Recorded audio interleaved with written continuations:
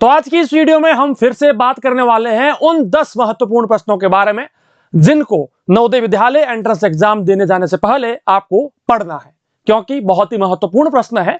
ये जो चैप्टर है ये कौन सा है, आप मुझे कमेंट सेक्शन में लिख के बताना कि आज जो मैंने 10 क्वेश्चंस आपको बताए हैं वो कौन से चैप्टर से हैं, ठीक है। और हाँ, जिस किसी क्वेश्चन का आंसर आपको पहले से आ रहा है उसका आंसर कमेंट सेक्शन में जरूर लिखना। और हाँ, अगर आप इस YouTube चैनल के ऊपर नए हैं और आप चाहते हैं जवाहर नवोदय विद्यालय एंट्रेंस एग्जाम की घर बैठे प्रिपरेशन करना या फिर प्रैक्टिस करना, हमारा एक एंड्रॉइड एप्लीकेशन है, लिंक आपको डिस्क्रिप्शन में मिल जाएगा, या फिर गूगल प्ले स्टोर के ऊपर जाकर सर्च कीजिए ऑलराउंडर BSS। इस एप्लीकेशन को इंस्टॉल कर दीजिए और घर बैठे अपनी प्रैक्टिस, अपनी प्रिपरेशन स्टार्ट कर दीजिए। चलिए, आप अगर इस YouTube चैनल के ऊपर नए हैं, सब्सक्राइब अभी तक नहीं किया है तो नीचे एक लाल कलर का बटन है, सब्सक्राइब का बटन, ठीक है, उसके ऊपर प्रेस कीजिए, फिर घंटे के बटन के ऊपर प्रेस करके ऑल प्रेस कीजिए, क्योंकि जैसे ही कोई भी नवोदय विद्यालय का इंपोर्टेंट वीडियो हमारे YouTube चैनल के ऊपर अपलोड होता है उसकी जानकारी आपके पास पहुंच जाएगी। ये बिल्कुल फ्री है, इसका कोई भी पैसा, कोई भी कॉस्ट नहीं है, ठीक है। वीडियो को लाइक करना और वीडियो को शेयर प्लीज जरूर कीजिएगा। आइए हम लोग बात करते हैं ऑलराउंडर BSS के इन 10 महत्वपूर्ण प्रश्नों के बारे में। चलिए, क्या बात है। आज का हमारा सबसे पहला प्रश्न क्या कहता है भाई, list the first 5 multiples of 3। क्या है कि 3 के पहले 5 गुणजों की सूची बनाएं। कौन कौन से भाई, देखिए, गुणज क्या होता है, मल्टीपल क्या होता है। मल्टीपल होता है, जैसे कि मैंने यहां पर नंबर की बात की है 3, इसको सबसे पहले 1 से मल्टीप्लाई कीजिए तो क्या आ गया 3, फिर 3 को 2 से मल्टीप्लाई कीजिए 6, फिर 3 को 3 से मल्टीप्लाई कीजिए 9, फिर 3 को 4 से मल्टीप्लाई कीजिए 12। इस प्रकार से हम आगे बढ़ते जाते हैं। मुझे क्या पूछ रहा है, 5 मल्टीपल पूछ रहा है भाई, ठीक है। चलिए हम लोग ये तो हो गए 4 अपने, 1 2 3 और 4। अब 3 इंटू 5 कर दीजिए, 5 या 15, तो ये हो गए 3 6 9 12 और 15, 3 6 9 12 और 15। सी अपना एकदम सही उत्तर हो जाता है। बहुत सारे बच्चे क्या करते हैं, इसको चूज करते हैं, डी को चूज करते हैं, लेकिन डी क्यों नहीं हुआ, क्योंकि इसने 6 को लिया है। ये कह रहा है कि पहले 5, तो है ना, कोई भी संख्या जो होती है, कोई भी नंबर जो होता है ना, वो अपना खुद का एक गुणज होता है, मल्टीपल होता है, ठीक है, इसको भूलना मत, ठीक है। तो ये बहुत ज्यादा इंपॉर्टेंट क्वेश्चन है, बहुत सारे बच्चे इसमें डी चूज करते हैं लेकिन डी नहीं होगा, अपना सी एकदम सही उत्तर हो जाएगा। चलिए भाई, बात करते हैं दूसरे प्रश्न के बारे में। जिस किसी बच्चे को उत्तर आ रहा है भाई जल्दी से कमेंट सेक्शन में लिख के बता दो। लेकिन हम बात करते हैं, Joy has listed the first 4 multiples of 7 as which one is incorrect. ठीक है, एक जो नाम का व्यक्ति है जिसने 7 के पहले 4 गुणकों को, इसको आप गुणक कह सकते हैं, गुणज कह सकते हैं, पता नहीं, मेरे को थोड़ा हिंदी में दिक्कत रहता है, ज्यादा नहीं है, कुछ कुछ वर्ड्स के अंदर रहता है, ठीक है। तो गुणकों को इस प्रकार सूचीबद्ध किया है, कौन सा गलत है, मतलब कि जो नाम का एक व्यक्ति है, एक बच्चा है, उसने 4 मल्टीपल्स ऑफ 7, 7 के 4 मल्टीपल्स को लिखा है, 7 14 22 और 28। इसमें से कौन सा गलत है, मतलब कि कौन सी ऐसी संख्या है जो 7 का मल्टीपल नहीं है, 7 का गुणक या गुणज नहीं है, ठीक है भाई। अब देखिए बेटा, गुणज क्या होता है, गुणज कह दो या मल्टीपल कह दो, है ना, ये क्या होता है कि भाई जिस किसी नंबर के अंदर किसी संख्या का भाग जाता है, तो जिस संख्या का भाग जा चुका है उसको उसका गुणज कहा जाता है। जैसे कि मैं यहां पर 7 की बात करता हूं, ठीक है, सबसे पहले 7 की, है ना, तो यहां पर मैं 7 की बात कर रहा हूं, तो 7 के अंदर 7 का भाग दिया तो 1 आ रहा है, मतलब कि भाग पूरा पूरा जा रहा है, तो ये 7 जो है इसका गुणज है, ठीक है। फिर है मेरे पास 14, ठीक है, 14 के अंदर 7 का भाग 2 आ रहा है भाई, यहां पर भी भाग पूरा पूरा जा रहा है, तो मतलब कि ये भी इसका एक गुणज है। बात करते हैं 28 की, तो 28 के अंदर भी 7 का भाग पूरा पूरा जा रहा है, तो ये भी इसका एक गुणज है। लेकिन जब 22 की बात करते हैं तो 22 के अंदर जो है 7 का भाग नहीं जाता, ठीक है, इस कारण से 22 जो है 7 का गुणज नहीं है, तो सी अपना एकदम सही उत्तर हो जाएगा। चलिए भाई, अब किस किस को पता चल चुका है कि मैं कौन से चैप्टर के क्वेश्चन लेकर के आया हूं, जल्दी से बता दो कि मैं कौन से चैप्टर के क्वेश्चन आपको बता रहा हूं। चलिए भाई, तीसरे प्रश्न के बारे में बात करते हैं। What number is the only even prime number, एकमात्र सम अभाज्य संख्या कौन सी है। मैंने मेरी बहुत सारी वीडियोस के अंदर आपको बताया है, जब भी मैंने कोई इंपॉर्टेंट क्वेश्चन आपको बताया है ना, तो इस चीज को मैंने बहुत बार रिपीट किया है कि एकमात्र सम अभाज्य संख्या कौन सी है, 2। क्योंकि 2 जो है यह एक सम संख्या है, मतलब कि इवन नंबर है, और 2 जो है यह एक अभाज्य संख्या है, मतलब कि प्राइम नंबर है। इसके अलावा कोई भी ऐसी सम संख्या नहीं है जो कि अभाज्य हो। तो कौन सी है भाई? बी अपना एकदम सही उत्तर हो जाता है। आइए हम लोग बात करते हैं आज के हमारे चौथे प्रश्न के बारे में। List the first 5 multiples of 8। ये वो क्वेश्चन है जो बहुत बार पूछे जा चुके हैं ना, हर साल पूछे जाते हैं। तो वहीं से मैं ये क्वेश्चन आपके लिए उठाकर लेकर के आया हूं। बहुत ही इंपॉर्टेंट क्वेश्चन है भाई, रट लेना, पढ़ लेना, ठीक है भाई। चलिए, list the first 5 multiples of 8।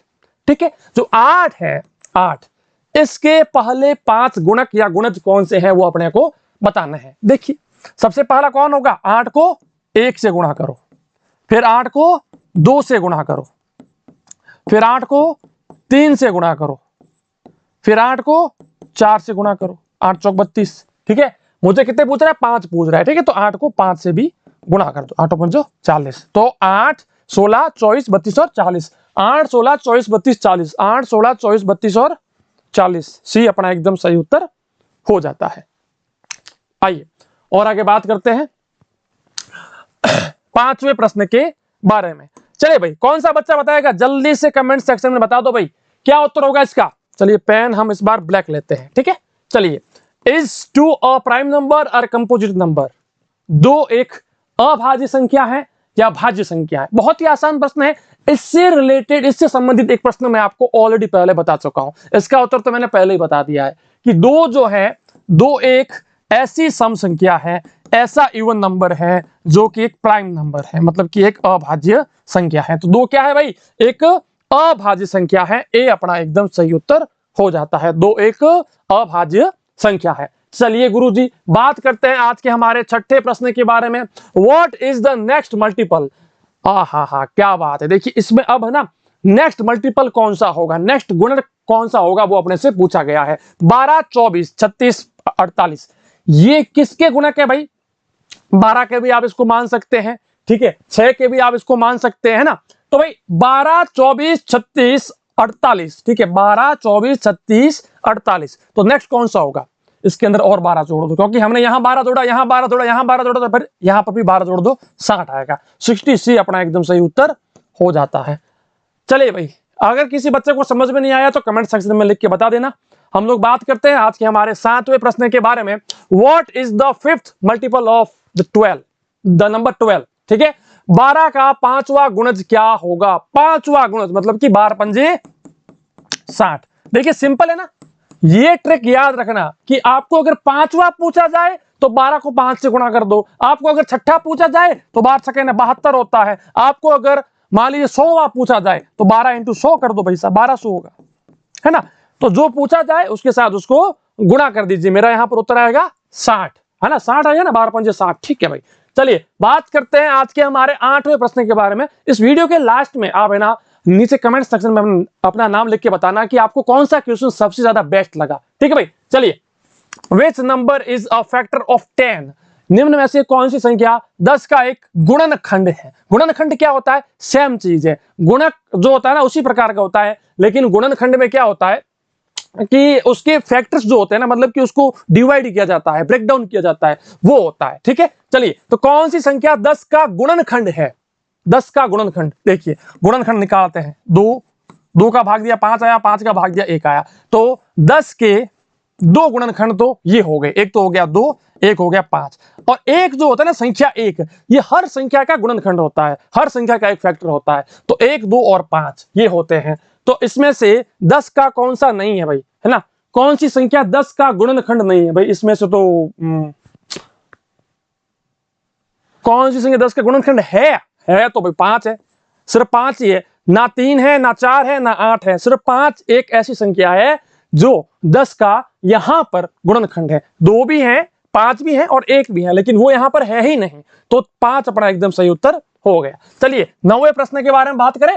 Which number is a factor of the number 21? 21 का गुणनखंड कौन सी संख्या है? देखिए, 21 का गुणनखंड, जिस संख्या का भाग 21 के अंदर जाएगा वो 21 का क्या है भाई? गुणनखंड है। चलिए 8 की बात करते हैं। 8 का भाग नहीं जाता, कैंसल। 9 का भाग देते हैं, नहीं जाता, कैंसल। 6 का भाग देते हैं, 21 के अंदर 6 का भाग नहीं जाता, कैंसिल भाई साहब। 3 की बात करते हैं, 21 के अंदर 3 का भाग 7 बार जाता है, मतलब कि ये इसका गुणनखंड है। ठीक है, तो डी अपना सही उत्तर हो जाता है। आज के हमारे आखिरी प्रश्न में हम सॉल्व करते हैं विच list correctly shows the factors of 18। निम्नलिखित में से कौन सी सूची 18 के गुणनखंडों को सही ढंग से दर्शाती है। ठीक है, 18 के गुणनखंड। ठीक है, अब देखिए 18 के गुणनखंड की अगर बात की जाए तो 18 लिखिए, आप लाइन खींचिए। एक का सबसे पहले 2 का भाग दीजिए 9 आया, 3 का भाग दीजिए 3 आया, 3 का भाग दीजिए 1 आया, और 1 का भाग दो तो भले ही वो तो रहेगा कंटिन्यू। ठीक है, चलिए तो एक तो हो गया 1, 2 का भी भाग इसके अंदर जाता है, 3 का भी भाग जाता है, 6 का भी भाग जाता है, 3 3 9 का भी भाग जाता है, और 18 का भाग भी जाता है। तो 1 2 3 6 9 18, 1 2 3 6 9 18, सी अपना एकदम सही उत्तर हो जाता है। तो इस प्रकार से आज के हमारे 10 महत्वपूर्ण प्रश्न मैंने आपको बताए। आपको कौन सा प्रश्न अच्छा लगा ये भी बताइए, आपका कितना स्कोर बन रहा है, मतलब कि 10 प्रश्न मैंने आपको बताए, इनमें से कितने प्रश्नों का उत्तर आपको पहले से ही आ रहा था, ये भी आप लिख के बताओ। और नेक्स्ट वीडियो में कौन कौन से इंपोर्टेंट क्वेश्चंस मुझे लाने चाहिए वो भी जल्दी से लिख दीजिए। और हाँ, नवोदय विद्यालय एंट्रेंस एग्जाम की घर बैठे प्रैक्टिस या प्रिपरेशन करने के लिए हमारा ऐप इंस्टॉल कीजिए, लिंक आपको डिस्क्रिप्शन में मिल जाएगा, या फिर गूगल प्ले स्टोर के ऊपर जाकर सर्च कीजिए ऑलराउंडर बीएसएस। इस यूट्यूब चैनल को सब्सक्राइब कीजिएगा, पास में आए बेल आइकन के ऊपर ऑल जरूर प्रेस कीजिएगा। मैं मिलूंगा नेक्स्ट वीडियो में। जय हिंद, जय भारत, वंदे मातरम, धन्यवाद।